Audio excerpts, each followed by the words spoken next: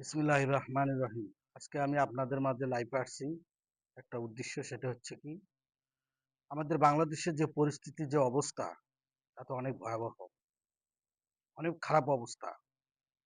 রাজনীতি বিষয়ে আমি কিছু কথা বলতে চাই আপনাদের মাঝে। যদি কথার মধ্যে যদি কোনো ভুল ত্রুটি হয়ে থাকে, তাহলে ক্ষমার দৃষ্টিতে একটু তাকাবেন।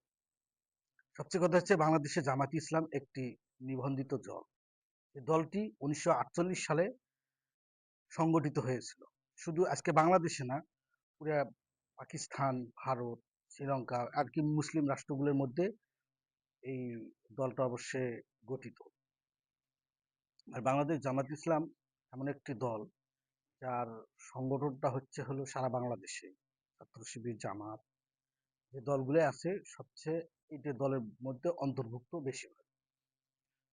আর এই দলটা নিয়ে বেশিরভাগ মন মানসিকতা সবচেয়ে সচেতনমূলক। এই কারণে আর মানুষের পাশে, মানবতা ফেরিওয়ালা তারা, মানুষের পাশে অবশ্যই তারা যায় এবং মানুষের দুঃখ কষ্ট নিয়ে তারা বেশিরভাগ কাজ করে এই সংগঠনটা। আর এই সংগঠনের মধ্যে কোনো চুরি, ডাকাতি, বাটপার, ছিনতাইকারী, রোডে ছিনতাইকারী এবং অর্থনৈতিক ছিনতাইকারী সবকিছু থেকে তারা বঞ্চিত। কারণ আল্লাহ এবং আল্লাহ রাসূলের শপথ কেটে তারা এই সংগঠনে তারা জড়িত। কারণ এই কারণে জড়িত যে এই দলের মধ্যে কখনো সুদ, ঘুষ, জিনা, ব্যভিচার, অত্যাচার, নির্যাতন, জুলুম থেকে তারা বঞ্চিত। তারা মানুষকে শুধু কল্যাণের ডাকে তারা ডাকে, কখনো অকল্যাণের দিকে তারা বাধা দেয়। যেরকম বাংলাদেশে এই 5ই আগস্ট যে স্বাধীনতা হয়েছে, দ্বিতীয় স্বাধীনতা বাংলাদেশ, কারণ এই স্বাধীনতার মধ্যে জামাত ইসলাম একটা পূর্ণাঙ্গ সংগঠনে তারা জড়িত ছিল। কেন?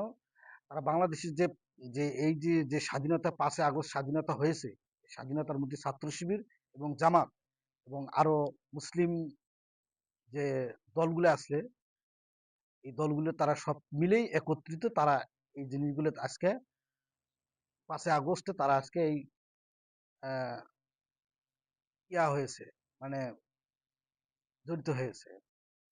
কারণ সবাই মিলে কাজ করছে। বাংলাদেশ জামাত ইসলাম, যত ইসলামিক দলগুলো আছে, সব মিলেই তারা ঐক্যবদ্ধ ভাবে তারা কাজ করছে। যার কারণে আজকে বাংলাদেশ একটি দ্বিতীয় স্বাধীনতা লাভ উদযাপন করছে। বেশিরভাগ আমি একটা জিনিসের কথা বলতে চাই, সেটা হচ্ছে বাংলাদেশ জামাত ইসলাম যে আজকে 300টি আসনই তারা দিয়েছে। কারণ তাদের আত্মবিশ্বাস আছে যে মানুষের তারা কল্যাণে কাজ করে গেছে এত যাবৎ।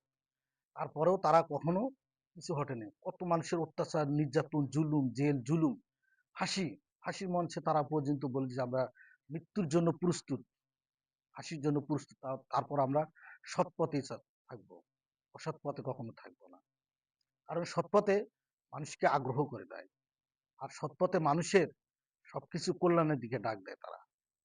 আর মানুষের অন্যায় কখনো তারা করে না, আর অন্যায়ের প্রতি তারা প্রতিবাদ করে। এটাই তাদের সবচেয়ে হচ্ছে এই সংগঠনের মূলত কাজ, যে কি, সৎ পথের কাজে দাও, অসৎ পথের বাধা দাও। আর অসৎ পথে সবসময় বাধা দেয়, আর অসৎ পথের বাধা দিলেই তাদের প্রতি অনেক শত্রুতা বেড়ে যায়, অনেক শত্রুতা বেড়ে গেছে। এই জামাতের যে বর্তমান যে পরিস্থিতির যে অবস্থা, তাতে অনেকটা এগিয়ে গেছে। মানুষ তো আর আগের মতো নাই, কারণ মানুষ অনেক চেঞ্জ হয়ে গেছে। কি কারণে চেঞ্জ হয়ে গেছে? মানুষ এখন সচক্ষে সবকিছু দেখে, বোঝে। যার কারণে আজকে প্রায় শতকরা 80% মানুষের জামাতের দিক ঢলিয়ে পড়ছে। এই কারণে পড়ছে, তাদের দলের মধ্যে কোনো বাটপার, চুরি বা অত্যাচার, জুলুম, নির্যাতন তারা কখনো মানুষের প্রতি আঘাত করে না। এসব থেকে তারা বঞ্চিত, তারা মানুষকে ভালোবেসেই চলছে। ঠিক আছে? আশা করি যদি আমার কথাগুলো যদি ভালো লাগে, অবশ্যই আমার চ্যানেলটিতে সাবস্ক্রাইব করে দেবে এবং লাইক কমেন্ট করে জানাই দিবে যে আমার কথাগুলো যদি কোনো ভুল ত্রুটি থাকে,